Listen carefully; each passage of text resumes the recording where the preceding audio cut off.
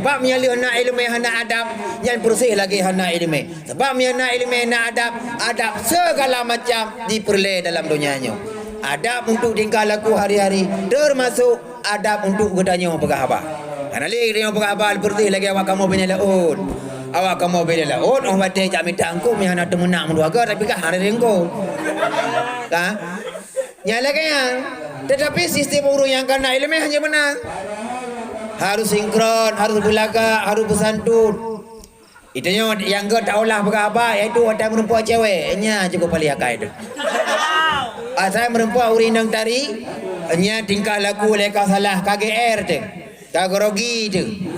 Nya ke bangku jak ke sinong nyo jikat jiwa kampung ana apa dolah haji.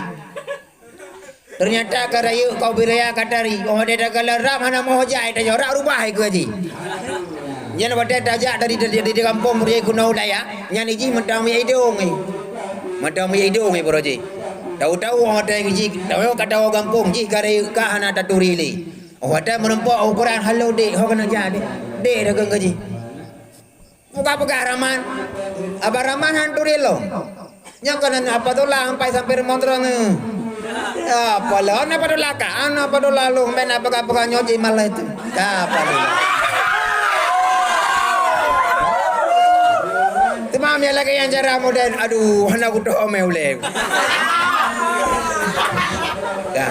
Ada meule. Yang cukup bahaya ke dia ada tahu kampung. Siapa kau sangat tahu kampung adaptan.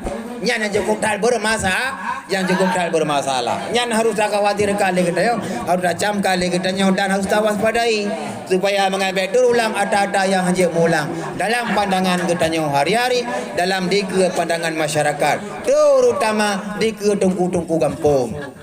Ya cukup dah kawan lah menyaruh merempang dengan tungku kampung. Itanyo yang kaib tapu mulia adalah tungku-tungku yang ibu berkitab. Tungku-tungku yang berbun Arab. Nya menyekat sip dah dengar bahasa Arab, hawa dan dengar bahasa Jerman sih. Iban buat bahasa Jerman, Westpan and White lu. Oh dia dengar bahasa lagi yang cukup galak dan tak dengar bahasa Jerman. Kai tanya kata singkah lom. Kagala ada tungku kepada uri yang purna bahasa Jerman. Kalih tungku yang purna bahasa Arab. Nya projekon adalah tungku pegah bahasa Arab. Tungku purna Arab yang cukup luar biasa dan cukup lembuisa dalam pandangan. Ternyata ada kampung, tungku kampung yang purna lebar dia hanayum.